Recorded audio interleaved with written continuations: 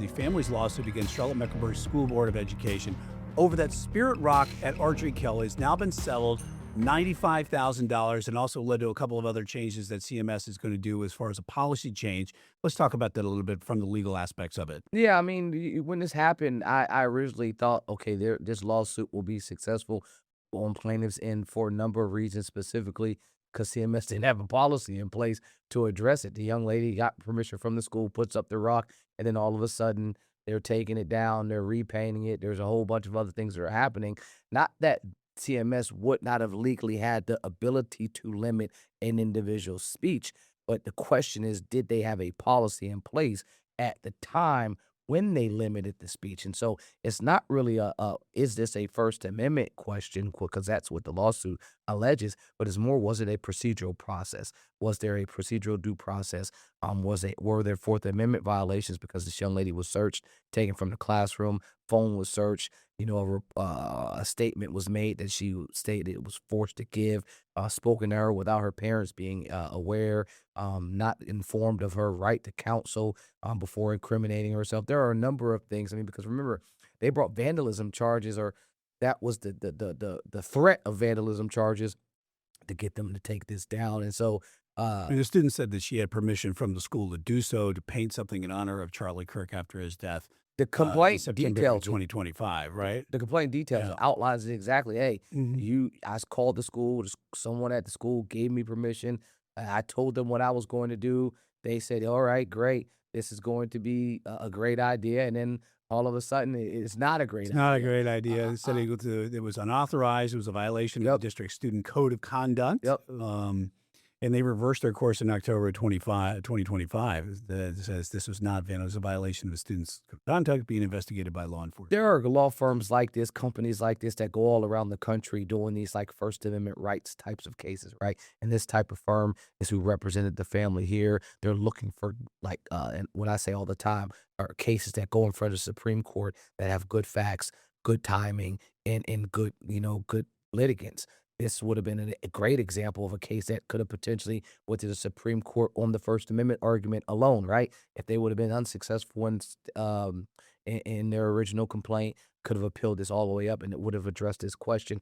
The court is crystal clear on First Amendment arguments that yes, the government, school can limit a student's speech. And even stepping back before that, the government is even clear that students, I should say the courts are clear that students don't lose their First Amendment protections because they walk into the school, right? So it's clear that you have protections, but schools can limit that, right? So then it's, well, what can they limit? On campus speech, off campus speech, harassing and threatening speech, promoting illegal drugs, bong hits for Jesus, famous case kid wears a shirt that says that, promoting illegal drug use, schools have a right to limit them. School sponsor speech, if there's some type of logo on the or insignia on what you're using, and then you're attempting like a newspaper or plays or official assemblies, and then you're doing something there that's violating speech.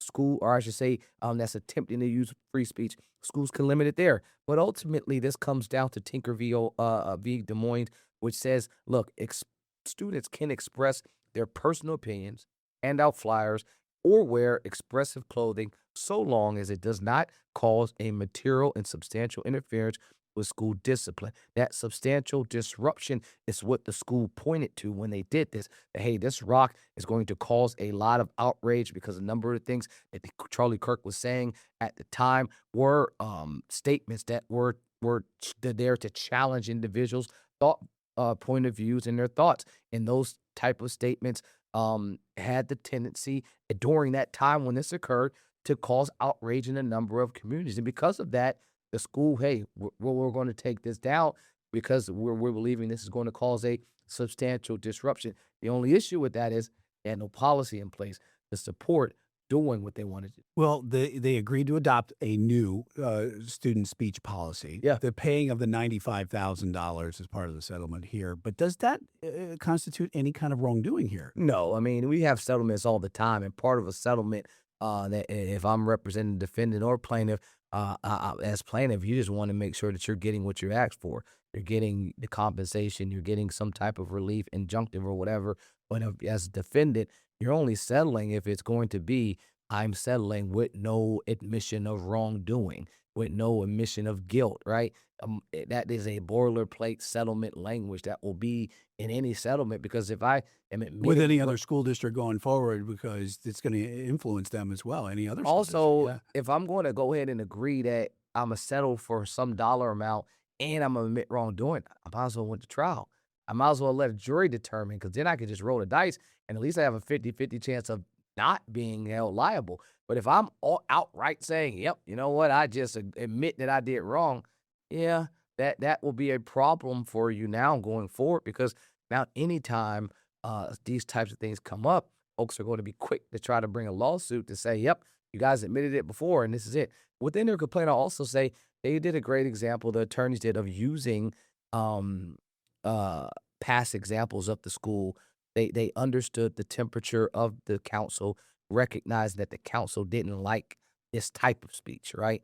They used those examples. Social media post from a school board member was inside of the complaint, and it said, "Well, the school is targeting this individual because they didn't agree with the speech," and that's how it's hard to limit speech when it's content specific, not content neutral. So you're saying, I'm not only limiting your speech, but I'm limiting it because I don't like what you're saying. And Mhm. that's what they're alleging in the complaint, that the school board did that, and they gave an example from one of the school board members' social media posts. The other thing was they gave past examples of how the school allowed speech they agreed with to be on one of the spirit rocks, while defending it when it was vandalized, and praising the students for repainting it. So those are great examples, I think, of the attorneys doing a great job of doing the background work to ensure their complaint had legs to go for. Mhm. And you were saying if it did go to trial, if it did, which side do you believe have a stronger argument? I think you already know that, Well, right? I mean, again, First Amendment complaint. If the school board had a policy in place, this would have been a cookie cutter example of a Mhm. school having a right to limit a student speech. However, no complaint. I'm sorry, no policy in place at the time when this happened. This is easy win for the plaintiffs. I mean, Mhm. and that's why I say you have companies, you have law firms that are out there that are looking for cases. Great facts, great timing, great support. This lined up to all three. Just lined up to it, and it did not. It's settled as far as this goes. Again, you see the CMS settling the rock painting at Ardrey Kell lawsuit for $95,000.